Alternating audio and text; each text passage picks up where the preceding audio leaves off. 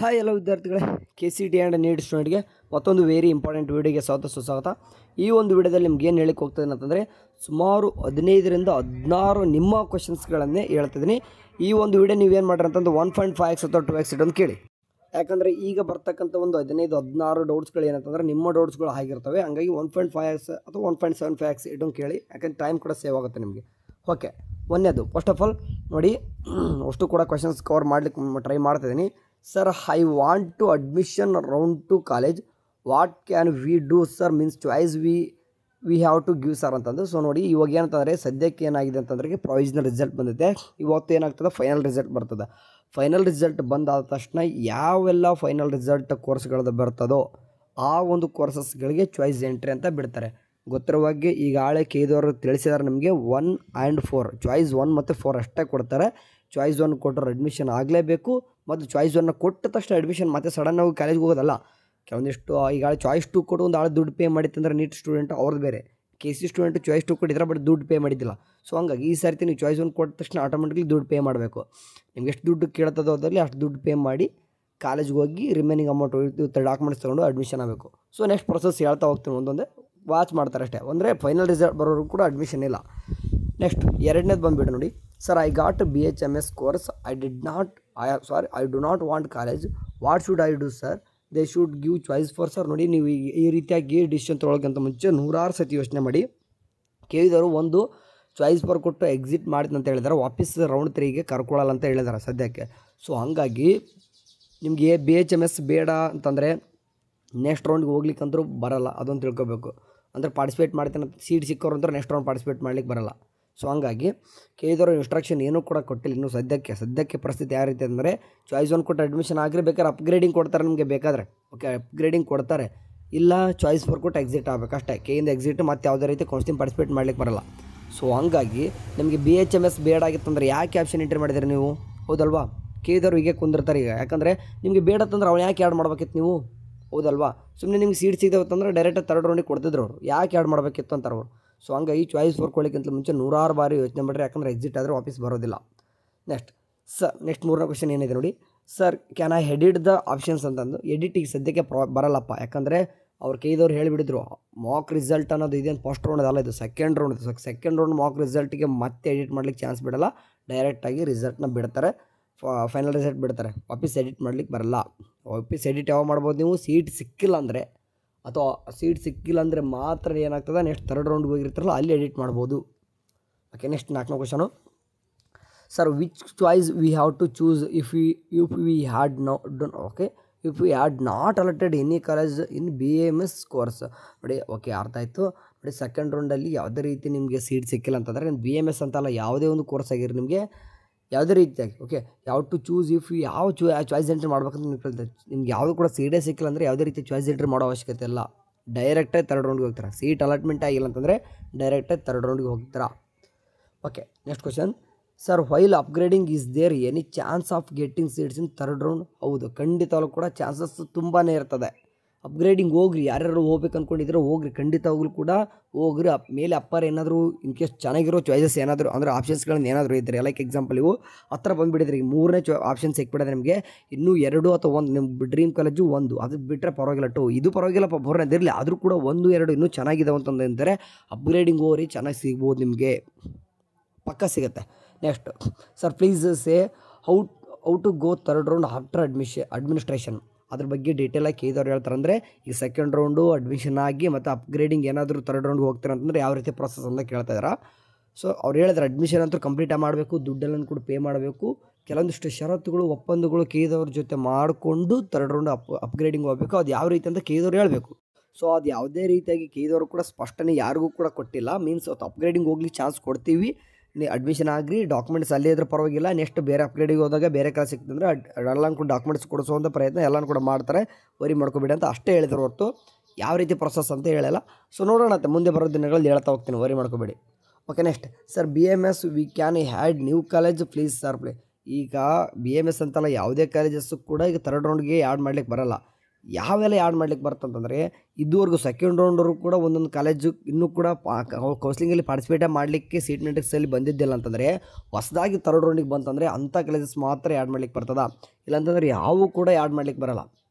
ಹೊಸದಾಗಿ ಇದುವರೆಗೂ ಕೂಡ ಪಾರ್ಟಿಸಿಪೇಟೇ ಮಾಡಿಲ್ಲ ಕೌನ್ಸಿಲಿಂಗಲ್ಲಿ 2 ರೌಂಡ್ ಮುಗಿದ್ರು ಕೂಡ ಇವಾಗ ಸೀಟ್ ಮೆಟ್ರಿಕ್ಸ್ ಕೇದವ್ರು ಕೊಟ್ಟಿದ್ದಾರೆ. ಹಂಗಾಗಿ ಈ ಪಾರ್ಟಿಸಿಪೇಟ್ ಮಾಡ್ಲಿಕ್ಕೆ ಬಂತಂದರೆ ಥರ್ಡ್ ರೌಂಡಿಗೆ ಇವಾಗ ಕೊಡ್ತಾರೆ. ಎಲ್ಲೋ ಒಂದು ಇರ್ತಾವೆ, ಇರೋದೇ ಇಲ್ಲ ಆ್ಯಕ್ಚುಲಿ. ಎಲ್ಲಿ 1 or 2 ಕಾಲೇಜ್ ಇರ್ತಾವೆ, ಇರೋದೇ ಇಲ್ಲ ಆ್ಯಕ್ಚುಲಿ. ಹಂಗೆ ನೋಡಿದ್ರೆ ಯಾಕಂದ್ರೆ ಸೆಕೆಂಡ್ ರೌಂಡಿಗೆ ಆಲ್ಮೋಸ್ಟ್ ಎಲ್ಲನೂ ಕೂಡ ಬಂದುಬಿಡ್ತಾವೆ. ಸೆಕೆಂಡ್ ರೌಂಡ್ವರೆಗೂ ಕೂಡ ವೇಟ್ ಮಾಡಲ್ಲ ಯಾರು. ಸೊ ಹಂಗಾಗಿ ಆಲ್ಮೋಸ್ಟ್ ಯಾವುದೂ ಕೂಡ ಆ್ಯಡ್ ಮಾಡ್ಲಿಕ್ಕೆ ಬರಲ್ಲ. ಓಕೆ, ನೆಕ್ಸ್ಟ್ ಸರ್, ಥರ್ಡ್ ರೌಂಡಿಗೆ ಅಪ್ಗ್ರೇಡೇಷನಲ್ಲಿ ಮೇಲೆ ಇರೋ ಕಾಲೇಜ್ ಸಿಕ್ಕಿಲ್ಲ ಅಂದರೆ ಮತ್ತೆ ಸೆಕೆಂಡ್ ರೌಂಡ್ ಕಾಲೇಜ್ಗೆ ಅಡ್ಮಿಷನ್ ಆಗ್ಬೋದಾ? ಹಂಗಲ್ಲ, ಈಗಾಗಲೇ ಅಡ್ಮಿಷನ್ ಆಗಿಬಿಟ್ಟಿದ್ದೀರ, ಅಪ್ಗ್ರೇಡಿಂಗ್ ಹೋಗೋದಂದರೆ ನೀವು ಟ್ರೈ ಮಾಡ್ತಿದ್ರೆ ಯಾವುದಾದ್ರೂ ಮೇಲೆ ಯಾವುದಾದ್ರು ಕಾಲೇಜ್ ಸಿಕ್ಕರೆ ಹೋಗಿ ಅಡ್ಮಿಷನ್ ಮಾಡಿಸ್ಕೊಳ್ಳೇಬೇಕು. ಮತ್ತು ಹಂಗೆ ಹೇಳ್ತೀನಿ ನೋಡಿ, ಅಡ್ಮಿಷನ್ ಮಾಡ್ಕೋಬೇಕು. ಇಲ್ಲಪ್ಪ ಅಂತಂದರೆ ಯಾವುದು ಕೂಡ ಸಿಗದೆ ಹೋದರೆ ಮೇಲೆ ಅಂದ್ರೆ ಆಟೋಮೆಟಿಕ್ಲಿ ಈಗಾಗಲೇ ಅಡ್ಮಿಷನ್ ಆಗಿರ್ತಾರೆ, ಇದೇ ಕಾಲೇಜ್ ಕಂಟಿನ್ಯೂ ಆಗ್ತದೆ ಅಷ್ಟೇ.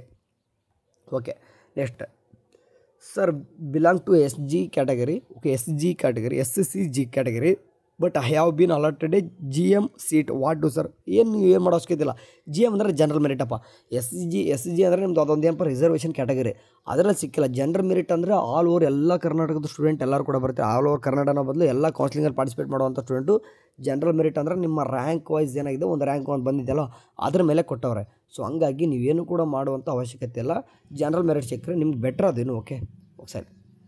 ಓಕೆ, ನೆಕ್ಸ್ಟ್ ಬರ್ದರ್, ನಾವು ಅಪ್ಗ್ರೇಡಿಂಗ್ಗೆ ಹೋದಾಗ ನಮಗೆ ಬೇರೆ ಕಾಲೇಜಸ್ ಸಿಕ್ಕಾಗ ನಾವು ಅಲ್ಲಿ ಕಂಪಲ್ಸರಿ ಅಡ್ಮಿಷನ್ ಮಾಡಬೇಕು. ಹೌದು, ಈಗ ಯಾವುದೋ ಒಂದು ಕಾಲೇಜ್ ಸಿಕ್ಕಿದೆ, ಈಗ 10ನೇ ಕಾಲೇಜ್ ಸಿಕ್ಕಿದೆ ಅನ್ಕೋರಿ, ಮೇಲೆ ಅಪ್ಗ್ರೇಡಿಂಗ್ ಹೋದಾಗ 9, 8, 7 ಯಾವುದೋ ಒಂದು ಸಿಕ್ತಂದ್ರೆ ಅಲ್ಲಿ ಅಡ್ಮಿಷನ್ ಆಗಲೇಬೇಕು. ಯಾಕಂದರೆ ಆ ಕಾಲೇಜ್ ನಿಮ್ಮ ಕಾಲೇಜಿಗೆ ಮೇ ಬಿ ಏನಾಗಿರ್ತದೆ ಹೇಳಿ, ನಿಮ್ಗೆ ಸಿಕ್ಕಿರೋಂಥ ಸೀಟು ಬೇರೆನೇ ಸಿಕ್ಬಿಟ್ಟಿರುತ್ತೆ. ಈಗ ಆಟೋಮೆಟಿಕ್ಲಿ ಏನು ನೋಡಿ, ನೀವು ಈಗ 10ನೇ ಕ್ಲಾಸ್ ಸಿಕ್ಕಿದೆ, ನಿಮ್ದು ಯಾವುದೋ ಒಂದು 7ನೇ ಕ್ಲಾಸ್ ಸಿಕ್ತಪ್ಪ ಅಪ್ಗ್ರೇಡಿಂಗ್ ಹೋದಾಗ, ನಿಮಗೆ ಆ ಒಂದು ಆಪ್ಷನ್ 10ನೇ ಕ್ಲಾಸ್ ಆ ಸೀಟ್ ಕ್ಯಾನ್ಸಲ್ ಆಗಿ ಇನ್ನೊಬ್ಬರಿಗೆ ಆ ಒಂದು ಸೀಟ್ ಕಾಲೇಜ್ ಸಿಕ್ಕಿರ್ತದೆ.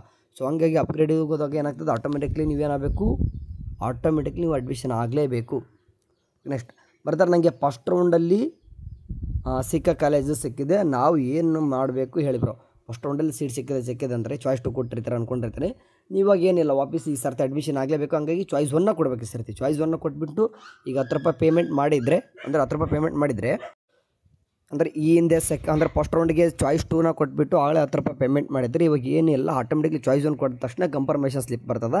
ಆ ಒಂದು ಕನ್ಫರ್ಮೇಷನ್ ಸ್ಲಿಪ್ನ ತೊಗೊಂಡೋಗಿ ಮತ್ತು ರಿಮೈನಿಂಗ್ ಅಮೌಂಟ್ ಎಲ್ಲನೂ ಕೂಡ ಕಾಲೇಜ್ಗೆ ಕಟ್ಟಬೇಕು. ಇಷ್ಟೇ. ಯಾಕಂದರೆ ಈಗ 10 ರೂಪಾಯಿ ಕೆಲವೊಬ್ರಿಗಿದೆ, ಕೆಲವೊಬ್ರಿಗೆ 10 ರೂಪಾಯಿನೂ ಕೂಡ ಕೊಟ್ಟಿರಲ್ಲ. ಸೊ ಹಂಗಾಗಿ ಎಷ್ಟು ಅಮೌಂಟ್ ಅಂದರೆ ಚಾಯ್ಸ್ 2 ಕೊಟ್ಟರು ಅಂದರೆ ಯಾವುದೇ ರೀತಿ ದುಡ್ಡು ಕಟ್ಟಿರಲ್ಲ ನೀವು, ಗೊತ್ತು. ಓಕೆ, ಇವಾಗ ಅಂದರೆ ನೀಟ್ ಸ್ಟೂಡೆಂಟ್ ಚಾಯ್ಸ್ 2 ಕೊಟ್ಟು ದುಡ್ಡು ಕಟ್ಟಿರ್ತಾರೆ, ಬಟ್ KC ಸ್ಟೂಡೆಂಟ್ ಯಾವುದೇ ರೀತಿ ಚಾಯ್ಸ್ 2 ಕೊಟ್ಟು ದುಡ್ಡು ಕಟ್ಟಿರಲ್ಲ. ಸೊ ಹಂಗಾಗಿ ಇವಾಗ ಚಾಯ್ಸ್ 2 ಕೊಟ್ಟವ್ರಿಗೆ ಈಗ ಏನಾಗ್ತದೆ, ಹೊಸದಾಗಿ ಪೇಮೆಂಟ್ ಮಾಡಬೇಕೀಗ. ನೀಟ್ ಸ್ಟೂಡೆಂಟ್ ಯಾಕಂದರೆ ಇನ್ನೂ ಕೂಡ ರಿಸಲ್ಟ್ ಬಂದಿಲ್ಲ. ಸೊ ಹಂಗಾಗಿ ಅವ್ರದ್ದು ಇನ್ನೂ ಲೇಟ್ ಆಗ್ತದೆ. ಬಟ್ ಸ್ಟೂಡೆಂಟ್ ಇದ್ದೀರಾ, ಓಕೆ, ಸ್ಟೂಡೆಂಟ್ ಇದ್ದಾರೆ ಗೊತ್ತು. ಬಟ್ ಸ್ಟೂಡೆಂಟು ಈಗಾಗಲೇ ಚಾಯ್ಸ್ 2 ಕೊಟ್ಟು ಈಗಾಗಲೇ ದುಡ್ಡು ಪೇಮೆಂಟ್ ಮಾಡಿತ್ತಂದರೆ ಏನು ಹೇಳ್ತೀನಿ ನೋಡಿ, ಚಾಯ್ಸ್ 2 ಕೊಟ್ಟು ಪೇಮೆಂಟ್ ಮಾಡಿತ್ತಂದರೆ ಈಗ ಏನಿಲ್ಲ, ಡೈರೆಕ್ಟಾಗಿ ಕನ್ಫರ್ಮೇಷನ್ ಚಾಯ್ಸ್ 1 ಕೊಟ್ಟ ತಕ್ಷಣ ಕನ್ಫರ್ಮೇಷನ್ ಸ್ಲಿಪ್ ಬರ್ತದೆ, ರಿಮೈನಿಂಗ್ ಅಮೌಂಟ್ ಕಾಲೇಜ್ಗೂ ಕಟ್ಟಬೇಕು. ಓಕೆ, ಅಲ್ಲ ಈಗಾಗಲೇ ಎಲ್ಲನೂ ಕೂಡ ಕಾಲೇಜ್ ಅಮೌಂಟ್ ಕಟ್ಟಿಬಿಟ್ಟಿದ್ದೀನಪ್ಪ ಅಂತಂದರೆ ಮೀನ್ಸ್ ಅಂದರೆ ಕೆಲವೊಬ್ರು ಏನು ಮಾಡಿರ್ತಾರೆ ಅಂತಂದರೆ ಚಾಯ್ಸ್ 2 ಕೊಟ್ಟು ಸಹಿತ ಫಸ್ಟ್ ರೌಂಡಿಗೆ ನೀವೆಲ್ಲ ಚಾಯ್ಸ್ 2 ಕೊಟ್ಟು ದುಡ್ಡು ಕಟ್ಟಿತ್ತಂತಂದರೆ ಇವಾಗ ಡೈರೆಕ್ಟಾಗಿ ಚಾಯ್ಸ್ 1 ಕಟ್ಟಿದ ತಕ್ಷಣ ಕನ್ಫರ್ಮೇಷನ್ ಸ್ಲಿಪ್ ಬರ್ತದೆ. ಬಟ್ KCT ಸ್ಟೂಡೆಂಟ್ ಯಾವುದೇ ರೀತಿ ಚಾಯ್ಸ್ 2 ಕೊಟ್ಟರೆ ಸಹಿತ ದುಡ್ಡು ಕಟ್ಟಿಲ್ಲ. ಸೊ ಹಂಗಾಗಿ ನೀವೆಲ್ಲ ಏನು ಮಾಡಬೇಕು, ಹೊಸದಾಗಿ ದುಡ್ಡು ಪೇಮೆಂಟ್ ಮಾಡಿಬಿಟ್ಟು ಕನ್ಫರ್ಮೇಷನ್ ಸ್ಲಿಪ್ ಡೌನ್ ಮಾಡ್ಕೊಂಡು ಅಡ್ಮಿಷನ್ ಆಗಬೇಕಾಗ್ತದೆ. ಇಲ್ಲೊಬ್ರು ಕೇಳ್ತಿದ್ರೆ how much penalty for choice 4 ಅಂತ ಕೊಟ್ಟಿದ್ದಾರೆ. ನೋಡಿ ನಿಮ್ಗೆ ಚಾಯ್ಸ್ 4 ಕೊಡೋದ್ರಿಂದ ಯಾವುದೇ ರೀತಿ ಪೆನಾಲ್ಟಿ ಇರಲ್ಲ.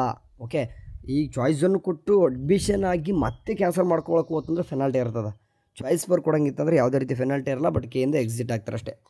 Next sir, what A student as both the medical and engineering options in their option entry but they got allotted for engineering college in second round provisional result ಅಂತಂದು. But ಈಗ engineer seat ಸಿಕ್ಕಿತ್ತಂದರೆ ನಿಮಗೆ ಮತ್ತೆ medical seat ಯಾವುದೂ ಕೂಡ ಸಿಗೋಲ್ಲ. ಅದೊಂದು ಅರ್ಥ ಮಾಡ್ಕೊಂಬಿಡಿ. ಇವಾಗ ನೀವೇನು ಮಾಡಬೇಕು, ಅಡ್ಮಿಷನ್ ಆಗಲೇಬೇಕು. ಯಾಕಂದರೆ ರೂಲ್ಸ್ ಸದ್ಯಕ್ಕೆ ಇರ್ತಕ್ಕಂಥ ರೂಲ್ಸ್ ಮಾತಾಡ್ತಾ ಇದ್ದೀನಿ. ಏನಾದರೂ ಚೇಂಜಸ್ ಆದರೆ ಹೇಳ್ತಾರೆ ನಿಮಗೆ. ಎಲ್ಲ ಚಾಯ್ಸಸ್ ಕೊಟ್ಟರೆ ಇನ್ನೂ ಕೂಡ ಬೆಟರೇ. ನೀವು ಅಡ್ಮಿಷನ್ ಆಗಲೇಬೇಕು, ಅಪ್ಗ್ರೇಡಿಂಗ್ ಹೋಗಬೇಕು. ಮತ್ತು ಚಾಯ್ಸ್ 4 ಕೊಟ್ಟರೆ ಎಕ್ಸಿಟ್ ಆಗ್ತೀರಾ. ಸೊ ಹಂಗಾಗಿ ಚಾಯ್ಸ್ 1 ಕೊಟ್ಟು ಅಡ್ಮಿಷನ್ ಆಗಿರಿ. ಮೇಲೆ ಇರ್ತಕ್ಕಂಥ ಮೆಡಿಕಲ್ ಸೀಟಿಗೆ ಮತ್ತು ಅಥವಾ ಬೇರೆ ಡೆಂಟಲ್ಗೆ ಏನಾದರೂ ಅಕೌಂಟ್ ಇತ್ತಂದರೆ ಪಾರ್ಟಿಸಿಪೇಟ್ ಮಾಡ್ಕೊರಿ. Okay, next after final result can we admit to college? No sorry, ಮಾಡಲೇಬೇಕು. ಹೌದು, ಫೈನಲ್ ರಿಸಲ್ಟ್ ಆದ ತಕ್ಷಣ ಅಡ್ಮಿಟ್ ಆಗಬೇಕು. ಬಟ್ ಸಡನ್ನಾಗಿ ಮಾಡೋದಲ್ಲ, ಮೊದಲಿಗೆ ಚಾಯ್ಸ್ ಎಂಟ್ರಿ ಅಂತ ಕೊಡ್ತಾರೆ ನಿಮ್ಗೆ ಅಲ್ಲಿ ಹೇಳ್ದಂಗೆ. ಅದರ ಚಾಯ್ಸ್ 1 ಕೊಟ್ಟು ದುಡ್ಡನ್ನೆಲ್ಲ ಪೇಮೆಂಟ್ ಮಾಡಿಬಿಟ್ಟು ಅಡ್ಮಿಷನ್ ಆಗಬೇಕು. Sir, we have given options entry from 1 to 11 for medical but they have now allotted engineering college which I have entered options number 29. So our priority is medical. Please allow us to attend third round. ಹೌದು, ನಿಮಗೆ 29 ಸಿಕ್ಕಿದ, ನೀವು participate ಮಾಡ್ಬೇಕು ಅಂದ್ಕೊಂಡಿದ್ದೀರಾ, admission ಆಗಿರಿ, upgrading ಹೋಗ್ರಿ. ಇಷ್ಟೇ ನಾನು ಹೇಳೋದು. ಬಟ್ ಸಿಗುತ್ತಂತ ಗ್ಯಾರಂಟಿ ಇಲ್ಲ ಮೆಡಿಕಲ್ಲು, ಯಾಕಂದ್ರೆ 1 to 11 ಅಷ್ಟೇ ಇದ್ದಾವೆ. ನಿಮಗೆ ರ್ಯಾಂಕ್ ದೂರ ಇರ್ತದೆ. ಸೊ ಹಂಗಾಗಿ ಆಟೋಮೆಟಿಕ್ಲಿ ನಿಮ್ಗೆ ಇಂಜಿನಿಯರ್ ಸಿಕ್ಕಿದೆ 29. ಅಪ್ಗ್ರೇಡಿಂಗ್ ಹೋದರೆ 11 ಒಳಗಡೆ ಸಿಗುತ್ತೆ. ಇಲ್ಲಾಂತಂದರೆ ಈ 28, 27, 26 ಈ ರೇಂಜ್ಗೆ ಎಲ್ಲಾದರೂ ಕೂಡ ಸಿಗ್ಬೋದು. ಮತ್ತು ಇಂಜಿನಿಯರಿಂಗೇ ಸಿಗ್ಬೋದು, ಹೇಳೋಕ್ಕಾಗಲ್ಲ. ಅಪ್ಗ್ರೇಡಿಂಗ್ ಹೋದಾಗ ಸಿಗಲೇಬೇಕಂತೇನಿಲ್ಲ, ಹೋಗ್ತಾ ಇದ್ದಾರೆ ಅಷ್ಟೇ. ಪಾರ್ಟಿಸಿಪೇಟ್ ಮಾಡಿರಿ. ಯಾಕಂದ್ರೆ ಮೇಲ್ಗಡೆ ಇರ್ತಕ್ಕಂಥ ನಿಮ್ದು ಆಸೆ ಇರ್ತದೆ, ಇನ್ನೂ ಕೂಡ ಚೆನ್ನಾಗಿರೋ ಕಾಲೇಜ್ ಇದ್ದಾವೆ, ಸಿಗ್ಬೋದು ಅಂತ ಅಂದ್ಕೊಂಡಿತ್ತಂದರೆ ಅಪ್ಗ್ರೇಡಿಂಗ್ ಹೋಗ್ರಿ, ಇಲ್ಲ ಅಂತಲ್ಲ. ಬಟ್ 100% ಸಿಗುತ್ತಾ? ನೋ, ಗ್ಯಾರಂಟಿ ಕೊಡ್ಲಿಕ್ಕೆ ಬರಲ್ಲ. ಓಕೆ, ಇದೊಂದು ದೊಡ್ಡದಾಗಿ ಹಾಕಿದ್ರು, ಹಂಗೆ ಓದಬೇಕಾಗಿತ್ತು, ಓದ್ತಾ ಇದ್ದೀನಿ ನೋಡಿ. Sir, hi sir or madam, if the final result for KCET engineering course is today only 30/8/2025, then what's the point of making our engineering student wait from a month to follow the MCC, as MCC counseling for second round registration has been extended till 4 September and result may come around 10 September. Okay, next photo. There was no point of making us wait from month if you announce the result today. Okay, okay. ಅಂದರೆ ಇಲ್ಲಿ ಏನು ಹೇಳ್ತಿದ್ದಾರೆ ಅಂತಂದ್ರೆ, ನಾವು ಏನಕ್ಕೆ ಇಷ್ಟೊಂದೆಲ್ಲ wait ಮಾಡಬೇಕಿತ್ತು? ಯಾಕಂದರೆ MCC ಜೊತೆನೇ ನಮ್ಮದೆಲ್ಲನೂ ಕೂಡ ಪಾರ್ಟಿಸಿಪೇಟ್ ಮಾಡಲಿಕ್ಕೆ ನಮ್ಮದು ಇಂಜಿನಿಯರಿಂಗು ಎಲ್ಲನೂ ಕೂಡ ತೊಗೊಂಡು ಹೋಗ್ತಾಯಿದ್ರು. ಆದರೆ ಯಾಕೆ MCCಗಿಂತ ಮುಂಚೆಕ್ಕೆ ಇಂಜಿನಿಯರ್ ರಿಸಲ್ಟ್ ಬಿಟ್ಟರು? ಅಂದರೆ ಯಾವ ಪಾಯಿಂಟ್ ಇಟ್ಕೊಂಡು ಈ ಥರ ಮಾಡ್ತಾಯಿದ್ದಾರೆ ಇವರು ಅಂತ ಇಷ್ಟೆಲ್ಲ ಕೇಳ್ಕೊತಿದ್ದಾರೆ.